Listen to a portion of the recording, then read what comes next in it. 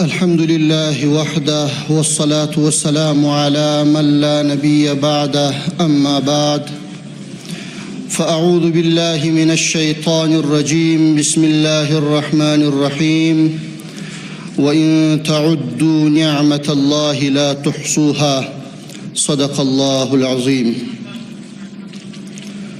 ډیرو محترم حاضرینو د غونډې برخوالو خصوصا محترم الحاج ملا برادر اخون محترم حنفی صاحب محترم خلیفه صاحب او نور مشرانو ته السلام علیکم ورحمت الله تعالی وبرکاته.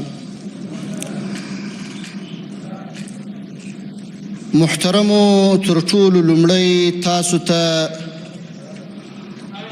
د هیواد د استقلال د بیا اخیستنې 105 کلیزې مبارکي وایو. الله جل جلاله دې موږ او تاسو ته توفیق راکړي چې دا د ازادۍ د ورځو د لمانځلو سره سره د خپلو ازادیو او استقلالونو د ساتنې کوشش وکړو، هڅه وکړو او په هیڅ قیمت پرې نه ږدو تر څو بلې ازادۍ ګټلو ته بیا زمینه مساعده سي. همدا درې ازادۍ چې موږ او تاسې اخیستې دي د انګریزي ښکېلاک څخه، د شوروي اتحاد څخه او د امریکایانو څخه، دا افغانانو د سر په بیه د ډېرو ستونزو او مشکلاتو په ګاللو سره دا ټولې بریاوې ترلاسه کړي دي. الله جل جلاله دې همدا بریاوې موږ او تاسې ته روزي کړي او الله جل جلاله دې موږ او تاسې د نورو مشکلاتو څخه وساتي. د شکر ځای دی، د حمد ځای دی. باید د ټول افغانان هغه که ښځې وي، که نارینه وي، که ماشومان وي، که لویان وي، که ځوانان وي، که سپین ږیري وي، ټول باید شکر ادا کړي. ټول باید الله جل جلاله ته پر سجده سي چې الله جل جلاله دا یو عظیم نعمت موږ او تاسو ته را په برخه کړی دی او را په نصیب کړی دی. موږ او تاسو د دې ستر نعمت شکر ادا کړو. د الله جل جلاله نعمتونه خو ډېر زیات دي پر موږ او تاسو باندې. دا د الله جل جلاله حکم او فرمان دی او کلام دی چې که چیرې تاسو دا نعمتونه شمیرل وغواړئ نو هیڅکله دا نسئ شمیرلی. خو په دې ټولو نعمتو کې یو ستر نعمت چې دی هغه ازادي ده چې دا الله جل جلاله پر موږ او تاسو باندې لورولې ده. لومړی به دا ووایو چې دا ازادي او دا مراسم دا لمانځنې دا د څه دپاره دي. ګورئ محترمو ځوانانو، خصوصا دا نوي نسل ته وایو چې دغه غونډې جوړول دا هر کال لمانځنې دا د دې دپاره دي چې ستاسو په ذهن کې دا کښیني، ستاسو په ذهن کې دا کښیني چې زموږ نیکونو او پلرونو، زموږ مشرانو دغه ماحول چې موږ او تاسو ته برابر دی چې په امنیت کې یو، په ازادۍ کې یو، په سوکالۍ او په خوشحالۍ کې یو، دا په څنګه شکل موږ تاسو ته پر موږ او تاسو باندې دغه د الله جل جلاله دا لوی نعمت د دوی په مټو باندې الله جل جلاله لورولی دی. تاسو باید و دې شي ته دقیق متوجه سئ چې 105 کاله مخکې موږ څنګه د چا څخه ولې د څه دپاره د ازادي ترلاسه کړه. تر دغه د مخه څه ستونزې وې په افغانستان کې، په دې سیمه کې څوک حاکم و، ولې دا زموږ نیکونو مجبوریت احساس کوي، ضرورت احساس کوي چې موږ باید ازادي ترلاسه کړو، موږ باید ازادي ولرو. کومې ستونزې وې، کوم مشکلات و. بیا یوه لسیزه دلته د روسانو اشغال دوام وکړي او د هغوی په مقابل کې بې دریغه قربانۍ ورکول سولې. دا ولې روسانو ولې اشغال وکړي؟ روسان ولې و افغانستان ته په زور باندې داخل سوه؟ او ولې یې دا زموږ او ستاسې پلرونه په مقابل کې ودرېده، ولې یې مقابله کول، ولې تر سر تیر وه، ولې تر مال تیر وه، ولې تر اولاد تیر وه. دا زده کړي، کتابونه در واخلئ، خپلو مشرانو ته متوجه سي، او دا هر څه چې ستاسې په ذهن کې کښېني، بیا تاسو دغه کردار چې ستاسو مشرانو ادا کړی دی، دا احساس به بیا په تاسو کې پیدا کیږي، دا درک به بیا په تاسو کې پیدا کیږي. که خدای نه کرده د کومو ستونزو او مشکلاتو سره زموږ او ستاسې هیواد مخامخ کیږي، بیا به تاسو د خپلو نیکونو او پلرونو په څیر د هر زورور، د هر اشغالګر، د هر تیري کوونکي مقابله به کوئ. 20 کاله 12 لسیزې د امریکایانو په مقابل کې خلکو بمونه په ځان پورې وتړل، تر سر هم ورته تیر سول، تر مال هم تیر سول، تر اولاد هم تیر سول. دا خو لیوني نه وه، دا تر موږ او تاسې هوښیاران وه. دیو تر موږ او تاسې دا خپل ژوند او په دې دنیا کې د استراحت ژوند کول ښه پېژندل. الحمد په دې یوه پیړۍ کې موږ د دنیا 3 زورورو ته ماته ورکړې ده، درون یې واګرو او اشغالګرو ته مو ماته ورکړې ده. داسې د امن، د ازادۍ، د استقلال، د حریت فضا رامنځته سوې ده چې په دې 100 کلو څه بلکې تر هغه څخه په د ډېره وخته موږ او تاسې دغسې ارامش، دغسې استقلال نه درلودی، دغسې خپلواکي مو نه درلوده. نو تاسې باید ډېر متوجه سئ تر څو دغه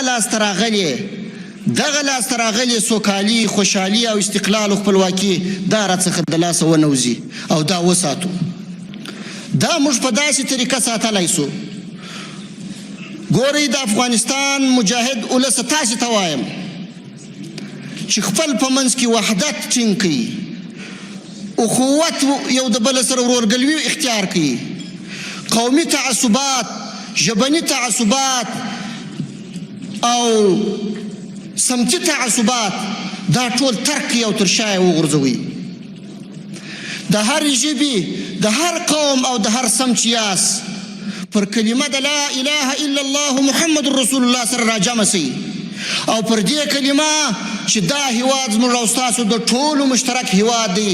موږ مسلمانان یو، موږ افغانان یو، موږ خپلواک قوم یو، موږ نه د چا فرمایش منو، موږ نه د چا په فرمایش باندې حکومت منو، نه د ګوډاګیانو حکومت منو، نه د پردیپالو حکومت منو.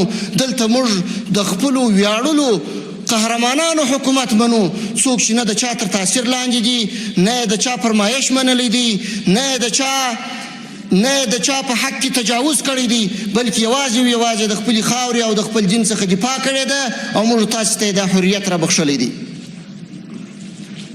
دشمنانو ته ځای مه ورکوئ، مې په فکر کې ځای ورکوئ، په دماغ کې مه، په کور کې ځای ورکوئ، مه په غره کې ځای ورکوئ، مه په ریګو کې ځای ورکوئ، مه پر هواره ځای ورکوئ. د کندهار او هلمند ولس ته وایم چې مه په ریګو کې هېڅ داسې دښمن پرېږده چې هغه د افغانستان د دې پاک اسلامي نظام دښمن وي، ستا د دې خاورې دښمن وي، ستا د هیواد دښمن وي، ستا د دین او ستا د عقیدې دښمن وي. د کونړ او نورستان ولسونو ته وایم چې ستاسو په غرو او ځنګلونو کې چاته ځای مه ورکوئ چې هغه د دې نظام په مقابل کې توپک راواخلي. د بدخشان ولس ته وایم، د پنجشیر ولس ته وایم چې ګورئ، دا نعمت الله جل جلاله تر ډېرو سترو قربانیو او ستړیا وروسته موږ تاسو ته رابښلی دی، موږ تاسو ته یې را په برخه کړی دی. ګورئ چې خطا نه سئ، ګورئ چې د ځینو ګوډاګیانو په فکر، د ځینو ګوډاګیانو په غلطو تبلیغاتو باندې خطا نه سئ، په فکر کې هېڅ ځای و غلطو تبلیغاتو ته مه ورکوئ. دا نظام ستاسو کور دی، دا نظام دا ستاسو د ورونو نظام دی، ستاسو د منځه څخه راټوکېدلی نظام دی. په دې کې هېڅ پردي حاکم نه دی، په دې کې هېڅ پردي پال ځای نه لري. دا نظام زموږ او ستاسو د ټولو ګډ او مشترک نظام دی، او په ګډه به یې ساتنه کوو، او هېڅکله به هم کوم تبعیضي چلند ته ځای نه ورکوو په دې نظام کې. پر دې نظام باندې اعتماد وکړي، پر دې نظام باندې باور وکړي. دغه پروپاګند چې نن یې هغه دښمنان چې 20 کاله په افغانستان کې زور وازمایه او زور یې وبسو، نن کوشش کوي چې په یوه او بل نامه باندې مختلف تبلیغات کوي. د اشخاصو په وړاندې یې هم کوي، په مقابل کې یې هم کوي، د نظام په مقابل کې یې هم کوي. کله یو قسم پروپاګند او تبلیغات کوي، کله بل قسم پروپاګند او تبلیغات کوي. دا غوږ ته مه پرېږدئ او پر دې کلمه باندې متحد سي چې دا نظام د افغانانو نماینده نظام دی، دا د نظام د افغانانو خپل نظام دی او دا به زموږ اقتصاد را رغوي، دا به زموږ سړکونه را رغوي، دا به زموږ هر هغه ضرورت چې موږ یې لرو په هر برخه کې چې یې لرو هغه پوره کوي. وخت ورکوي، دا وخت ته اړتیا لري. د ټولې نړۍ د خوا نظرونه دلته متوجه دي او نه غواړي چې افغانستان په دغسې یو حالت کې دوام وکړي، خو موږ او تاسې به په مېړانه مقابله کوو او داسې په زغرده به جواب ورکوو چې هر دښمن هغه که د پردیو د خوا د خارجانو د خوا غولول سوی کوم افغان وي او که خپل خارجان وي، هر چاته به په زغرده جواب ورکوي چې ګورئ نور موږ په افغانستان کې ګډوډي نه غواړو، ګورئ نن موږ نور په افغانستان کې موږ قتل و قتال و جنګ و جدل نه غواړو، نن په افغانستان کې تر دې وروسته موږ په خپل منځو کې وژنه نه غواړو، نور په افغانستان کې موږ د یو بل په وړاندې اختلافات او ستونزې او مشکلات نه غواړو. نن موږ سره رایوځای سوي یو، سره متحد سوي یو، یو د بل ورونه ګرځېدلي یو، هر څه مو تیر مو هیر کړي دي، هر څه مو شاته غورځولي دي، په یو نوي فکر باندې راوړاندې سوي یو. نور ستاسې تبلیغات، ستاسې پروپاګند دلته ځای نه لري. مجاهدینو ته وایو چې دا اولس مجاهد اولس دی، دا کړېدلی اولس دی، کورونه یې بمبار سوي دي، بازارونه یې بمبار سوي دي، کلینیکونه یې بمبار سوي دي، مکتبونه او مدرسې او جامعې او مساجد یې بمبار سوي دي. داسې کور به نه وي چې هغه ته صدمه نه یې رسېدلې. دا ډېر کړېدلی ولس دی، دا ډېر مظلوم ولس دی. پام چې در څخه زهیر نسي. که مسؤلین یاست، که عسکر یاست، که په اردو کې یاست، که په پولیسو کې یاست، که په استخباراتو کې یاست، د چیک پاینټ طالبه عسکر پولیس اردو تا ته وایم چې ګوره دا ستا یو ښه کلام ورین تندی دا د ټول نظام نمایندګي کوي. ګوره چې دا نظام و د خپل اولس ته و د مظلوم اولس ته بد معرفي نه کې، ښه چلند ورسره کوه. که یې غلطي وکړه پروا نه کوي، په خندا جواب ورکوه.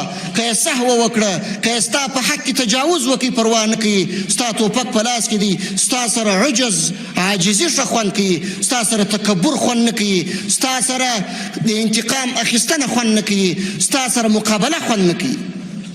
ته د چا سره مقابله کوې؟ هغه اولس چې پرون یې تا ته په کور کې ځای درکړی و، هغه اولس چې پرون یې ته تر هدفه رسولې، هغه اولس چې ته په چاپه کې د اشغالګرو سره د مقابلې په وخت کې په خپل کور کې ساتلې، په خپل کور کې یې لار درکول، د خپل ګودر تر غاړه تا ته د تېرېدو موقع درکول او د کمین نیولو موقع درکول، د مین د پټولو موقع درکول، تا ته یې مینونه جوړول، راځغلولې، درته برابرولې. دا هغه ولس دی.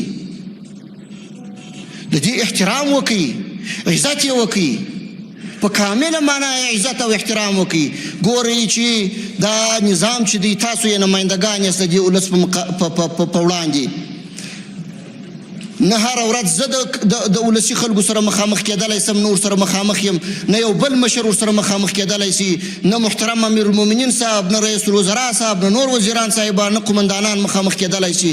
د دې ټولو نمایندګان تاسې یاست. ته چې پر چک پوینټ ولاړ یې، ته چې په پوسته کې ناست یې، ته چې په ټاور کې ناست یې، ستا سره به دا فکر در سره وي چې دغه کس چې دا روان دی او هغه حق چې د تلاشي یې زه لرم هغه باید دی ما ته راکړي او په ښه ورین تندي باندې غوښتنه ورڅخه وکړي، په ښه اخلاقو باندې. کېدلی سي دا د یو شهید پلار وي، کېدلی سي دا د یو شهید یتیم وي، کېدلی سي دا د یو شهید ورور وي، کېدلی سي یو زنانه ده چې دا بوره وي، کونډه وي، کېدلی سي چې دا د یو مظلومې کورنۍ څخه وي. پام چې در څخه زهیر نسي دا ولس. که چیرې ولس د اولس احترام موږ او تاسې ولرو او هغه حقوق وپېژنو چې دا اولس یې پر موږ او تاسې باندې لري، او اولس د دې نظام، د دې خپلې اردو، د دې خپل پولیس، چې د ده د مال ساتونکی دی، د ده د عزت ساتونکی دی، د ده د ناموس ساتونکی دی، د ده هیواد د حریم ساتونکی دی، د ځمکې او د فضا ساتونکی دی، د هغه احترام وپېژني، عزت یې وپېژني، قدر یې وپېژني، بیا به انشاءالله تعالی په هیڅ صورت په یوه قریه او په یوه کلي او په یوه غره او په هغه کې یو ځای به هم یو وړه ستونزه هم انشاءالله نه پیدا کېږي. دې شي ته متوجه سي. ټولو ته م توصیه دا ده چې دې ته جدي توجه وکړي او دې نظام ته وفاداره پاته سي. ګورئ دا نظام د زرګونو شهیدانو په وینو باندې راغلی دی. دا نظام د ډېرو دربدریو وروسته راغلی دی. یتیمان تاسو ته سترګې په لار دي، کونډې تاسو ته سترګې په لار دي، د شهیدانو پلرونه تاسو ته سترګې په لار دي، ستاسې هر قدم څاري. تاسو باید ډېر متوجه سئ. دې نظام ته داسې وفاداره واوسېږئ، دې نظام داسې اطاعت وکړئ، خصوصا د امیر المؤمنین حفظه الله او د دې نورو مشرانو داسې اطاعت یې وکړئ لکه څنګه چې یو مړی پر تخته د غسل باندې پروت وي او د غاسل په واک کې وي. دغسې باید خپل ځانونه په اختیار کې ورکړي او مطمئن سي چې هیڅ کله ستاسو په سر باندې معامله نه کېږي، نه یې کولی سي. هیڅ کله ستاسو بې قدري نه کېږي، نه یې کولی سي. هیڅ کله هم ستاسو په حق کې تجاوز نه کوي. ستاسو ارمانونه به ساتي، ستاسو د شهیدانو ارمانونه به ساتي، ستاسو آهونه به ساتي، ستاسو ټول هغه فکرونه چې تاسو یې په خپل ذهن کې لرئ د نظام د بهبود دپاره، دې ټولو ته مشران متوجه دي. او دا نظام داسې یو پاک او سپېڅلی نظام دی چې د دې نظام بدیل موږ په ټوله نړۍ کې نه لرو. نه مو تر خلفای راشدینو تر هغو عصرونو د خلافتونو وروسته په ټوله نړۍ کې لیدلی دی او نه به بیا ووینئ. دا داسې یو نظام دی. دې نظام ته به وفاداره پاته کېږئ، وحدت به ټینګوئ، اتحاد به کوئ، یو د بل سره به ورورګلوي کوئ، د خپلمنځي اختلافاتو څخه به ځان ساتئ، د بدبینۍ څخه به ځان ساتئ، د نفرتونو څخه به ځان ساتئ، د تعصباتو څخه به ځان ساتئ. ډېر کوشش به په دې برخه کې کوئ. د اسلامي امارت سیاست دا دی چې د هیڅ هیواد په داخلي چارو کې لاسوهنه نه کوي، نه پر مرزو او پر سرحداتو باندې چاته د تاوان رسولو اراده لرو، نه په داخل د هغو هیوادو کې د چاته د تاوان رسولو اراده لرو. او تاسې ګورئ د امریکا په مقابل کې ګورئ چې خپل ټول توان یې زموږ او ستاسې په مقابل کې مصرف کړی و. په ټوله دنیا کې یې زموږ او ستاسې دپاره یو د امن ځای شتون نه درلودی او هر ځای موږ او تاسې تر خطر لاندې وو. ټول هیواد یې زموږ او ستاسې دپاره سور اور کړی و. بیا هم ګورئ موږ او تاسې د دغه افغانستان د خاورې څخه د باندې پر امریکا باندې هیڅ حمله نه ده کړې او د امریکا هیڅ یو هدف مو د دوی یو هدف مو نه دی په نښه کړی، یو ځای مو حمله نه ده باندې کړې، تجاوز مو نه دی کړی. ټوله مقابله مو په همدې افغانستان کې ورسره وکړله. نو اوس هم موږ خپل حق غواړو، چاته تر خپل حق نه تیریږو، په هیڅ صورت نه تیریږو. نه په داخلي چارو کې چاته د لاسوهنې اجازه ورکوو، نه په خارجي سیاست کې چاته د لاسوهنې اجازه ورکوو، نه په کورنیو چارو کې د لاسوهنې اجازه چاته ورکوو. زموږ په تعلیمي ډګر کې چې څه پالیسي وه دا به خپله پالیسي وي. په نظامي میدان کې کوم چې مو کومه پالیسي وه د اردو په روزنه کې دا به مو خپله پالیسي وي، هېڅ چاته به یې په واک کې نه ورکوو. او همداسې په سیاسي برخه کې به موږ او تاسې خپل سیاست هیڅ چاته په واک کې نه ورکوو او نه مو ورکړی دي. کله و حاشا، هېڅ کله دا نشي کېدلی. د نړۍ و ټولو هیوادونو ته وایو زورور دي که کمزوري دي، چې ګورئ تاسې دا واورئ او ښه په فکر او په ښه توجه سره یې واورئ چې افغانان ستاسو هیڅ نوع غیر مشروع مداخله نه مني. هیڅ کله هم دا فکر مه کوئ چې موږ به غیر مشروع غوښتنې د افغانانو څخه کوو او هغوی به یې مني. په دې کې نه ستاسې زور تاثیر لري، نه مو زر تاثیر لري، نه مو زارۍ تاثیر لري. نور باید تاسو افغانان درکړي وای، نور باید تاسو د فشارونو مختلفو فشارونو څخه که سیاسي دي که اقتصادي دي که په نورو برخو کې دي د دې څخه کار وانخلي، تفاهم ته راوړاندې سي.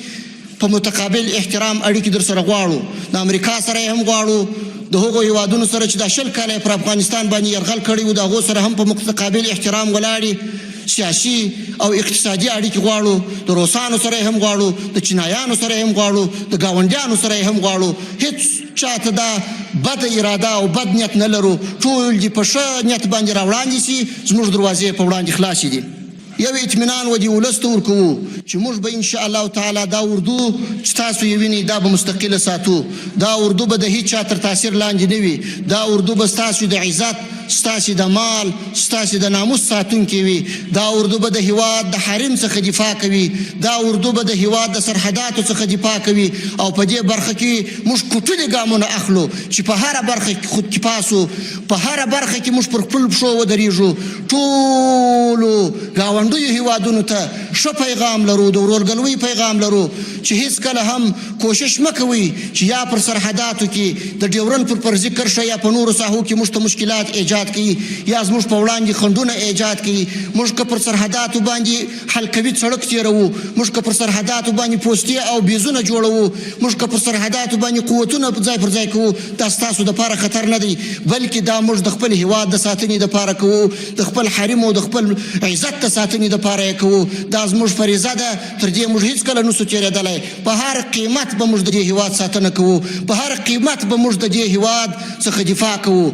ټول هغه کسان چې د هیواد څخه تښتېدلي دي او په یوه او بل فکر کې دي، پردیو ته یې سترګې نیولې دي او لا تر ابده ورڅخه مایوسه نه دي او دغه د غلامۍ امیدونه یې ورته اوږده کړي دي، ورته وایو چې ورونو راسئ، افغانستان ستاسو کور دی. دا کور او په دې کور کې اوسېدنه موږ تاسو ته حق درکوو. تاسو زموږ ورونه یاست، هیڅ نوع اختلاف مه کوئ، مه نظامي اختلاف کوئ، مه سیاسي اختلاف کوئ، مه په یوه برخه کې بیا افغانان و مشکلاتو او ستونزو سره مخامخ کوئ.